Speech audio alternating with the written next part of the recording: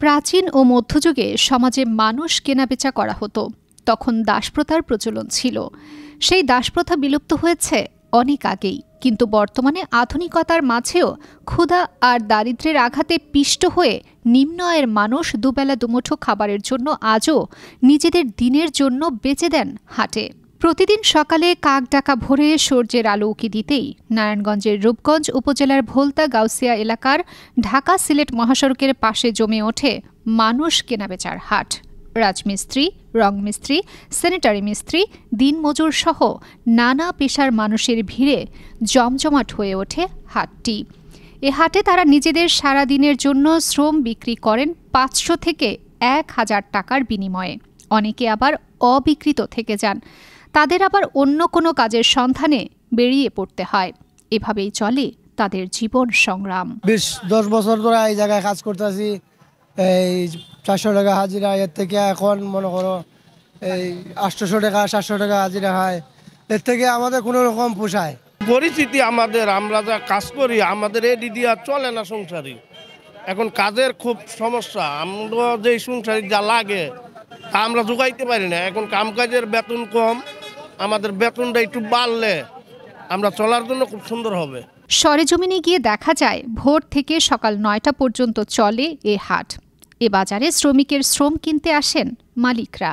তবে শ্রমজীবীদের দাবি, বর্তমানে দ্রব্যমূল্যের ঊর্ধ্বগতি সবকিছুর খরচ বাড়লেও তাদের শ্রমের দাম অনেক কম।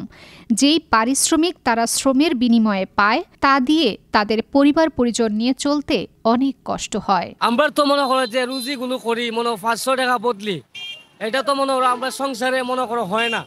তারপর টানাটানির সংসার, এগুলা মনে করো আমরা পোয়া করা যায় না, কিন্তু পারেও না। কিন্তু আনাজপাতির দাম, চাউলের দাম অনেক বেড়ে গেছে, কিন্তু আমরা তো মনে করো দিনে আনতে হয়, দিনে খাইতে হয়, বদলির দাম পারে না।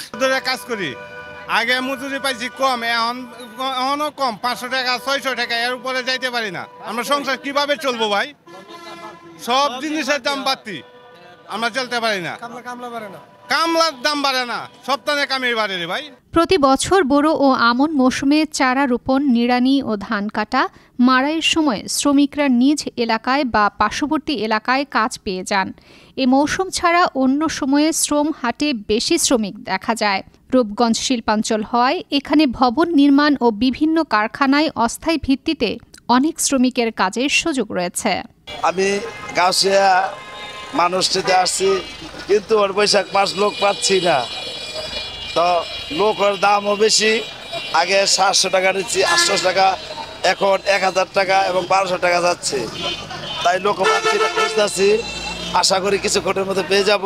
আমি কামলা নিতে পাইছি ইস্টানো, 2 ক্ষেত করছি। আপনার কামলার দাম বেশি, প্রচুর, 800 টাকা 8000 টাকা নি চাই ক্ষেত দেওয়া। তো আমাদের গৃহস্থী করে ভরতে হয় না।